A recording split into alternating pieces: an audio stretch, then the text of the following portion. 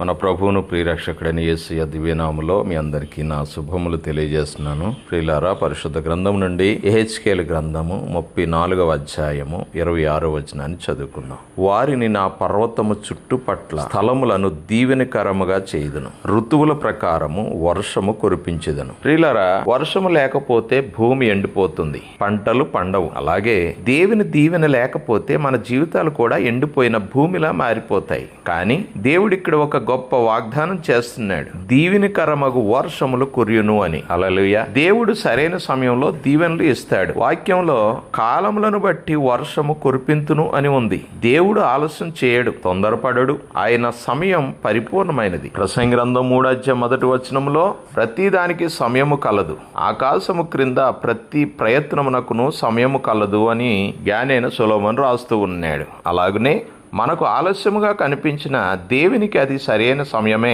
రెండవదిగా, దేవుని దీవెన సంపూర్ణమైనది. ఇది సాధారణమైన వర్షం కాదు, దీవెనకరమగు వర్షం. దేవుడిచ్చే దీవెన కేవలం ధనములో మాత్రమే కాదు. ఆత్మీయ దీవెన, కుటుంబ సమాధానం, ఆరోగ్యం, సేవలో ఫలితం, నిరీక్షణలో బలం. యాకోబు పత్రిక 1వ అధ్యాయం 17వ వచనంలో భక్తుడు అంటున్నాడు, ప్రతి మంచి వరము దేవుని నుండే వస్తుంది అని. అలాగనే దీవెనకరమైన వర్షం ఎండిపోయిన జీవితాన్ని మార్చేస్తుంది. ఎండిన నేలపై వర్షం పడితే పచ్చదనం వస్తుంది కదా.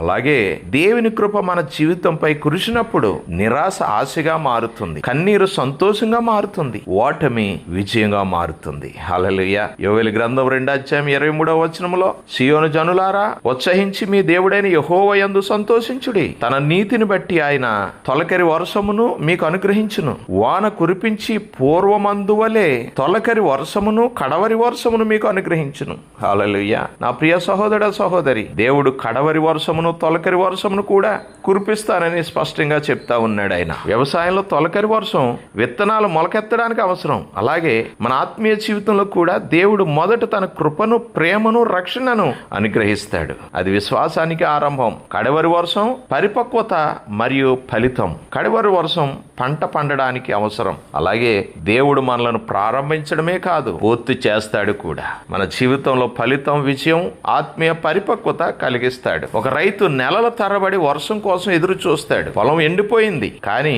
ఒక రోజు మంచి వర్షం కురిసింది. కొన్ని వారాల్లో అదే పొలం పచ్చగా మారుతుంది. అలాగే ఈ రోజు నీ జీవితం ఎండిపోయినట్లు కనిపించిన దేవుని దీవెనకరమైన వర్షం ఒక్కసారి కురిస్తే అన్నీ మారిపోతాయి. మీ కుటుంబం మీద, మీ పరిచర్య మీద, మీ ఉద్యోగం మీద, మీ ఆత్మీయ జీవితం మీద దేవుడు దీవెనకరమైన వర్షములు కురిపించగలడు. కాబట్టి విశ్వాసాన్ని విడవకండి, ప్రార్థనలో నిలిచి ఉండండి, దేవుని సమయాన్ని ఎదురు చూడండి. మా జీవితంలో ఎండిపోయిన ప్రతి ప్రాంతం మీద నీ దీవెనకరమైన వర్షమును కురిపించయ్యా. మా కుటుంబాలను, మా సేవలో మా విశ్వాసమును నూతన పరచండి. నీ సమయంలో సమృద్ధిగా దీవించండి అయ్యా అని ప్రభు సన్నిధిలో ప్రార్థన చేస్తూ, ప్రభువు కొరకు ఎదురు చూస్తూ ముందుకు సాగుదాం.